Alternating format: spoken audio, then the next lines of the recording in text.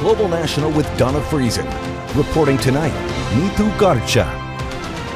Good evening. We begin with a breaking story out of Surrey, British Columbia. One of the two men to face trial for murder in connection to Canada's largest mass killing has been killed in what appears to be a targeted shooting.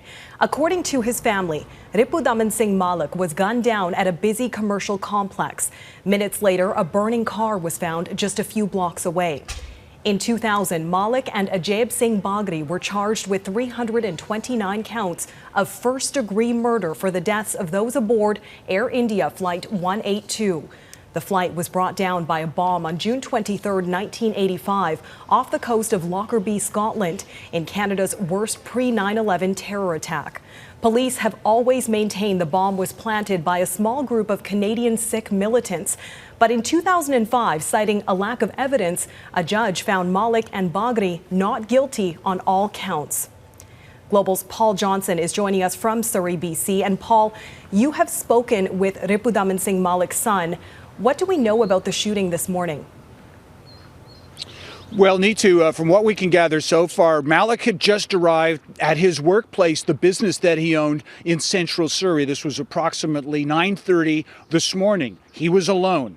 He was shot before he could get inside the building. He was briefly treated for his injuries, but he died at the scene. The killer or killers apparently left the scene in a getaway car that was found torched a few blocks away. There are few details so far coming from police other than, as you said earlier, they think this was a targeted shooting. Well, this is obviously has all of the trappings of a big international story because of the case against Malik for the Air India bombings, for which he was acquitted. His family today told us it's important that he's also remembered for what he was to them. He was a man of faith, he was a successful immigrant to Canada, and he was a father and grandfather. There is no evidence to connect him to any theory the Crown had about that bombing. And so he was, it's not just he was acquitted. The judge said there was no evidence, there's nothing there. And so, you know, the bigger part of his life was his community, his family, and the legacy he's left with Khalsa Schools, Khalsa Credit Union, 5 kids, 8 grandkids. I mean, that's his legacy. Malik was 75 years old. He was a very prominent man in the Sikh community here in the greater Vancouver area, not because of anything having to do with the Air India bombings, but as his son was speaking about there, because of his achievements in life. He founded schools. He founded what's now become a very large and successful credit union. After the shooting this morning, there were many people turning up at the crime scene, some of them from towns throughout the greater Vancouver area, a lot of them with their own theories about the motive here, but we have to stress so far, we don't have anything that can confirm any of this right now. It's all pure speculation, and we're obviously waiting for the RCMP to tell us what they think happened here. They've now passed this case over to IHIT, that's the name of their local major crime squad, and we hope we have answers from them soon. Obviously, some of those could come if they apprehend the suspected killer or killers. We may learn more. Neetu? Very much a developing story still. We appreciate your reporting. That is Paul Johnson in Surrey, BC tonight. Thanks, Paul. Shots of Moderna's COVID-19 vaccine will soon be given to some of the youngest Canadians. Health Canada has now approved the vaccine for babies as young as 6 months old and children up to the age of 5. That means nearly 2 million more kids will now be eligible for vaccinations. Jamie Maraucher has more.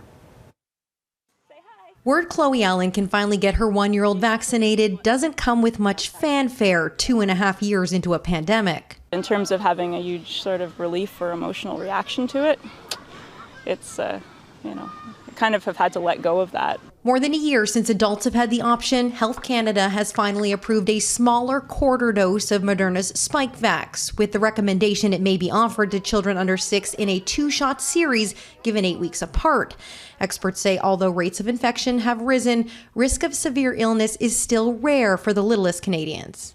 it really should be on a case-by-case basis, looking at the child's risk factors for a severe disease. Does the child have an underlying medical condition that can put them at risk for more severe COVID-19 and other parental and family concerns? Moderna says the results showed a 51% efficacy rate at preventing symptoms in children 6 months to 2 years old and 37% effective against symptoms in kids 2 to 5. The efficacy is good. It protects against infections that would lead to hospitalizations or death. Trials didn't include Omicron's latest subvariant, BA.5. Very good. That's it.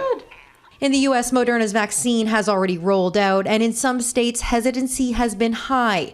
Real-world data is limited, but Moderna's clinical trial reported no deaths, cases of severe COVID-19, or MIS-C, multi-system inflammatory syndrome. Sabina Vorha-Miller's son was one of 500 Canadian kids who participated. He received 2 doses of the drug. I think for the most part he was okay. He was tired after the vaccine. A common symptom post-shot, in addition to soreness and irritability, as well as temporary loss of appetite. Short-term pain, this family says, for a healthy gait. It hurts kind of, but did you regret getting it, or are you happy to have gotten it? I'm happy because I'm protecting my family from getting sick.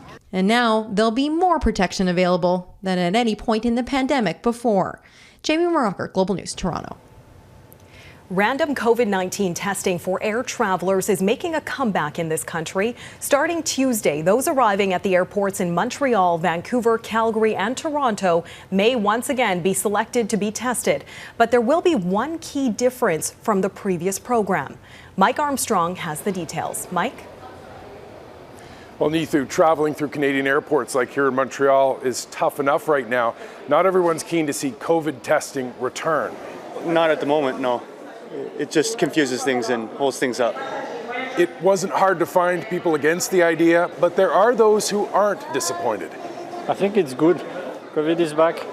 When COVID testing returns next week for people traveling by air, it won't be at the airport. Travelers coming back on international flights will be able to go to a testing facility, a pharmacy, or even do it virtually with a monitored self-swab. Now, for people who qualify as fully vaccinated, only some will have to be tested. They'll be picked at random and have until the end of the next calendar day. People who aren't vaccinated will have to be tested, in fact, twice. They have to do 14 days of quarantine and tests on day 1 and day 8. Moving the testing out of airports, the federal transport minister says, is to try to make things run more smoothly. He says the government's trying to make airports work better right now, not worse. We recognize that testing at airports was adding a layer of congestion. Now, experts we spoke to question how effective this program will be. It's not going to prevent COVID from entering the country. The government says that's not the point. The idea is to be able to track how much COVID is coming in and monitor for new variants. Nothing wrong with testing and getting genome sequencing on people returning to find out, is a new variant or subvariant starting to come into Canada more often. It's probably not going to control the numbers, but knowing that information can be potentially useful to public health. As for how people will be selected for testing, that'll be done through the ArriveCan app. People will make their customs declaration and then be notified by email they've been chosen. As for how many people will be tested, the government says it's about 5% of people returning to Canada. Neethu? Mike Armstrong reporting tonight. Thanks, Mike. Hockey Canada says it's reopening an investigation into an alleged sexual assault involving members of the 2018 World Junior team. Recently, the National Federation was dropped by corporate sponsors and had its federal funding frozen after it quietly settled a lawsuit with a woman who said she was assaulted by 8 players. While her allegations were never tested in court, the settlement triggered outrage from fans and politicians. As Abigail Beeman reports, now Hockey Canada is taking steps that could put it on the right path. We know we have not done enough to address the actions of some members of the 2018 National Junior team or to end the culture of toxic behavior within our game, reads Hockey Canada's open letter. For that, we unreservedly apologize. Hockey Canada promises to reopen the third-party investigation into what happened. This time, players who don't participate will be banned from national programs and events. It will also require mandatory sexual violence and consent training and promises a new independent and confidential complaint process. It's like, well, you finally got hit in your wallets. And now you're saying you're going to do something. For many, the letter is lacking. It only came out after big sponsors such as Tim Hortons and Canadian Tire distanced themselves. We saw sponsors walking away from the World Juniors, which is probably one of their most lucrative tournaments that they run in terms of funding. So I really think it had a huge role. Perhaps they're motivated by the wrong things, but I think it's the right thing to do. I think that the engagements that were taken by the organization are a good step in the right direction. The sport minister says she wants Hockey Canada to sign up with the new sport integrity commissioner and more training to change the culture, something many say isn't easy. To have this training only available to higher level players isn't going to shift a culture. It really becomes, like a Band-Aid. Oh, we'll run our players through this training, so now we're good. Where they're being praised at the national and international level for violence, things get mixed up and the culture becomes very complicated and very intertwined with that violence. Hockey Canada did not respond to a request from Global News. It also has not committed to making the results of the investigation public or turn them over to the government. Abigail Beeman, Global News, Ottawa. Russia is expanding the territory its forces are targeting, not only fixing its sights on government and military facilities, but civilian infrastructure after Russian rockets hit an office building, medical center, and nearby apartments 200 kilometers southwest of Kyiv. Vinnytsia, a city in the middle of Ukraine, is nowhere near the front lines of the war in Ukraine's Donbass, but was pummeled by cruise missiles fired from a submarine in the Black Sea in the middle of the morning, killing at least 22 people. As Brittany Griner reports, the attack is one of the deadliest single strikes on a civilian target since Russia's invasion of Ukraine. A devastating and deadly strike on a city up till now unscathed by the war. Ukrainian officials say Russia fired on civilians from a submarine in the Black Sea. Vinnytsia is where the Ukrainian Air Force is headquartered. This man explains the first floor of the most heavily damaged building was a medical diagnostic center which provided people with therapy and access to surgery. The attack set off a frenzied search for survivors. Ukraine's National Police Service says 3 children are among those killed. This video is circulating widely on social media. The little girl is believed to be one of the young victims. 2 videos posted put the child in the area at the time of the strike. She attended a kids club hosted by a speech pathologist. During yet another presentation to his international political counterparts, Volodymyr Zelensky said the attack was an act of Russian terror. In the east, more bloodshed. The head of the Russian-backed Donetsk People's Republic accuses Ukraine of shelling a bus station in the city of Donetsk using a howitzer. The powerful long-range weapon systems were provided to Ukraine, but officials deny shelling the city. Donetsk has been held by pro-Russian forces since 2014. Ukrainians say Russians fired on their own location. Outside of the country, some diplomatic progress. Ukraine and Russia have agreed to form a coordination center, a step that could see ships safely transport Ukrainian grain out of Odessa. A Russian blockade has stranded dozens of ships in the Black Sea. A full deal could be signed next week, helping to ease the world food shortage. Brittany, Global News, London. American basketball star Brittany Griner was back inside a Russian courtroom today after pleading guilty to drug possession charges last week. The case against the American is widely believed to be politically motivated, while negotiations between the White House and the Kremlin for a potential prisoner swap can't happen until the case is over. Griner was arrested in February, 1 week before the Russians launched the invasion of Ukraine. She had been returning to the country to play basketball when Moscow police say they found vape canisters containing cannabis oil in her luggage. If Griner is found guilty, she could face up to 10 years in prison. The symbolism was impossible to miss as troops representing the NATO nations of Central and Eastern Europe led the annual Bastille Day parade in Paris. Military delegations from the NATO countries which border Russia marched ahead of French troops in a show of unity. The parade also featured examples of some of the military hardware now being provided to Ukraine. Italy's in crisis. Coming up, the view from Rome as the Prime Minister's resignation leads to government chaos.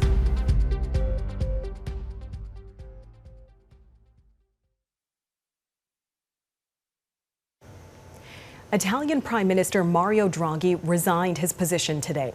Well, at least he tried to. Draghi offered to step down after an ally refused to support a key government bill. But Italy's president rejected it, telling Draghi to try and find a majority willing to support him. Mike Drolet reports. In the midst of a heat wave, debilitating drought, and soaring energy prices, Italians scoffed at the possibility its government could collapse, sending the country further into turmoil. This man called the possibility madness at a time when the country is recovering. While their worst fears became reality as Italy's coalition government couldn't agree on a path forward to economic recovery, which led to Prime Minister Mario Draghi announcing his resignation, which Italy's head of state, President Sergio Mattarella, rejected, demanding Draghi address Parliament in hopes of finding a solution and avoiding a political cliff. Now, if Italy is forced into an election, one of the front-runner parties is the far-right Brothers of Italy, and so this is a neo-fascist party, and so this could be potentially quite destabilizing for Italian politics. So it's terrible timing. Draghi was seen as a unifying force in Italian politics, but had recently clashed on social issues with Giuseppe Conte, the leader of the left-leaning political party Five Star. But political tensions are particularly high regarding Ukraine, which Italy has supported despite historically close relations with Russia. You can't help but wonder whether those policy differences are really being overplayed to compensate for the internal party split that really occurred over these foreign policy differences over Ukraine. If Draghi can't be convinced to form a new government, Italy's financial crisis could spiral out of control if the EU demands political stability before signing over billions of euros from its COVID recovery fund. Mike Drolet, Global News. Hours after fleeing to Singapore in the face of mass protests, Sri Lankan President Gotabaya Rajapaksa has now stepped down. The announcement was met with jubilation in Colombo, where protesters had gathered in defiance of a government-ordered curfew. Months of protests over the country's runaway inflation and the resulting economic meltdown escalated over the weekend, with demonstrators storming government buildings and the presidential palace. The country's prime minister, a close ally of Rajapaksa, has now been named acting president. Next, the search for the missing after intense rains ravage parts of Virginia.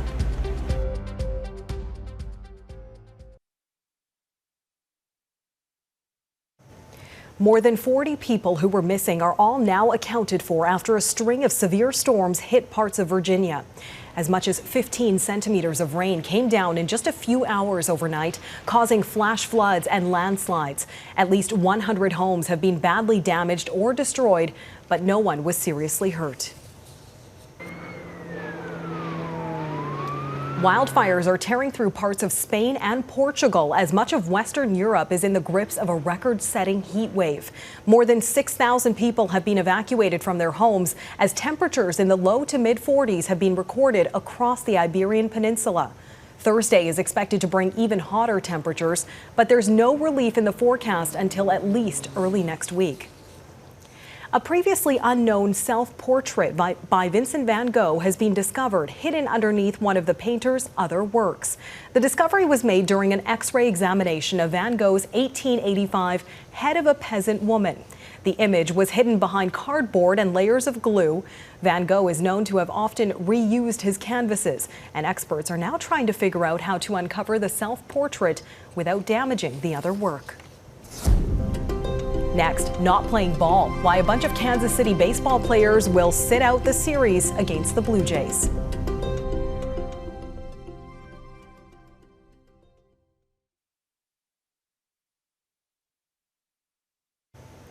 Tonight, baseball fans are calling foul on a group of Kansas City Royals players who aren't playing ball with Canada's COVID rules. 10 Royals players will miss tonight's game in Toronto against the Blue Jays and the rest of the series because, as Shalima Maharaj explains, they're not willing to get vaccinated. The choice was in their hands, and ultimately they chose not to get the shot. 10 players on the Kansas City Royals roster will sit out the series against the Blue Jays, unvaccinated and ineligible to enter Canada, forfeiting 4 days of pay. Yes, they're young and they're healthy and they're professional athletes, so chances are they're not going to have a really terrible outcome if they get COVID.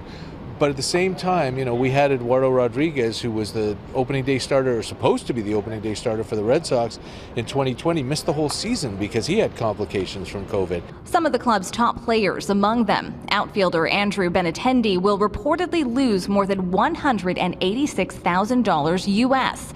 Infielder Whit Merrifield over $150,000. And starting pitcher Brad Keller is set to take a hit north of $106,000. You know, it's not really just a good look. You know, MLB wants a good product on the field, and, you know, a lot of their star players aren't playing, but, you know, it's a decision they made. This comes on the heels of other high-profile athletes refusing to get vaccinated. I'm not going to let Canada tell me what I do and don't put in my body for a little bit of money. Kyrie Irving's choice cost him millions and kept him sidelined throughout much of the NBA season. In January, Novak Djokovic made headlines when he was deported from Australia over his vaccination status. No Australian Open then, and he may miss next month's U.S. Open too. We hear about Canada's border regulations and how tough Canada is. It's exactly the same in the United States. So if the Blue Jays had unvaccinated players, which they don't, the full roster is fully vaccinated, but if they had unvaccinated players, they would have to play only road games. It's true, but the Jays players and coaches have avoided COVID outbreaks. There's no easy series in the big leagues, is I guess the best message. Any given night, any given guy can do any given thing. The Royals missing almost half their squad because they wouldn't give themselves a shot. Shalima Maharaj, Global News, Toronto. And that is Global National for this Thursday night. I'm Neetu Garcha. Tonight's Your Canada is the sunrise over the pier in Thornbury, Ontario. We love to see your Canada. Please email it to viewers@globalnational.com. Thanks for watching. Hope to see you here again tomorrow.